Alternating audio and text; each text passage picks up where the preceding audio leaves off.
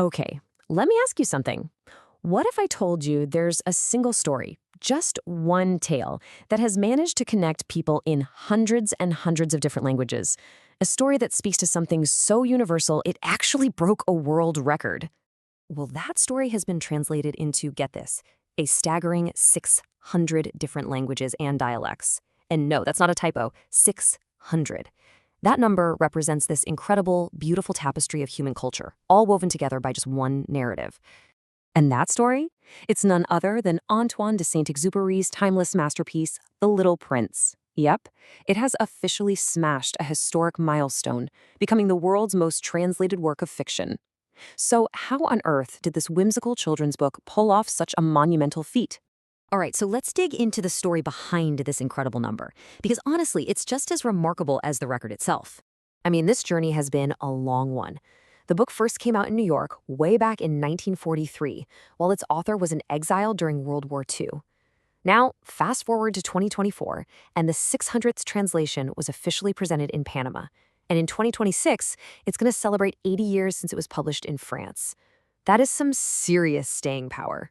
But here's the thing, that number, 600, it's really just the tip of the iceberg. The story of this 600th translation, specifically, it tells us something much, much deeper about the book's real impact. Okay, so let's get to the real heart of this, because this whole achievement, it's about way, way more than just a number. So that 600th language, it's called Duligaya. Now, this is the mother tongue of the indigenous Guna people of Panama and Colombia.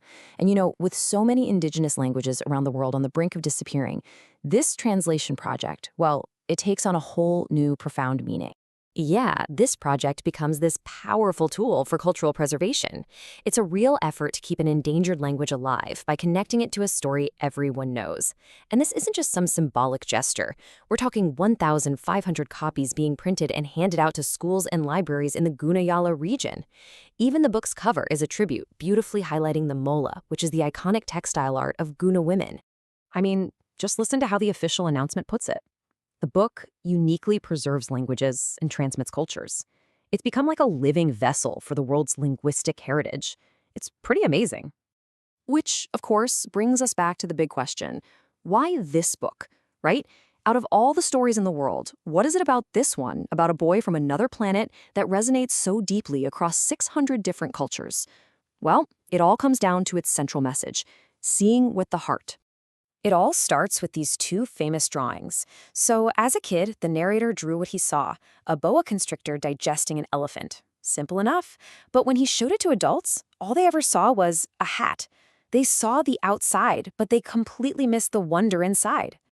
And this just brilliantly captures the book's charming and kind of sharp critique of the adult world.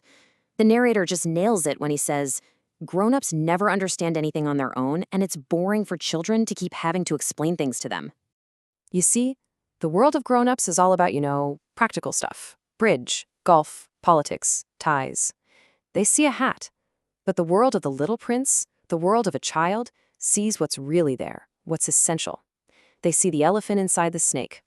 And that perspective, that's the absolute core of the story. So when our narrator, who's now a pilot, crashes his plane in the middle of the Sahara Desert, he's not woken up by someone asking for help or water. Nope.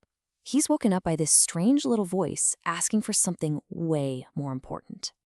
The little boy asks him, "Please, draw me a sheep." So the pilot tries, but nothing's right. One is too sick, another's a ram with horns. Finally, he's getting impatient. He's got to fix his engine, right? So he just scribbles this simple little box. And he tells the boy, that's the box, the sheep you want's inside. And you know what? To the pilot's total astonishment, the little prince's face just lights up. That's exactly what I wanted. And boom. In that one moment, the book just perfectly captures the magic of imagination, the ability to see what is essential, even when it's invisible to the eye. And that magic, that simple but profound idea, that's what has allowed The Little Prince to become a true bridge between worlds. Olivier Deguet, who's the president of the Antoine de Saint-Exupéry Youth Foundation, he put it so beautifully. He said, "This tale symbolizes the beauty of meeting and dialogue between men. It just creates this common ground for us all to understand each other." So, at the end of the day, that's what this book is. It's a bridge. It doesn't just connect 600 different cultures. It connects adults back to that sense of wonder and imagination they might have left behind somewhere along the way. It really is a timeless story that speaks a language we can all understand, a language of love, of kindness, of humanity, and of course, the incredible world-changing power of imagination. So, the story really leaves all of us with one final question, doesn't it? In a world that is so full of hats, when was the last time you really took a moment to look for the sheep inside the box?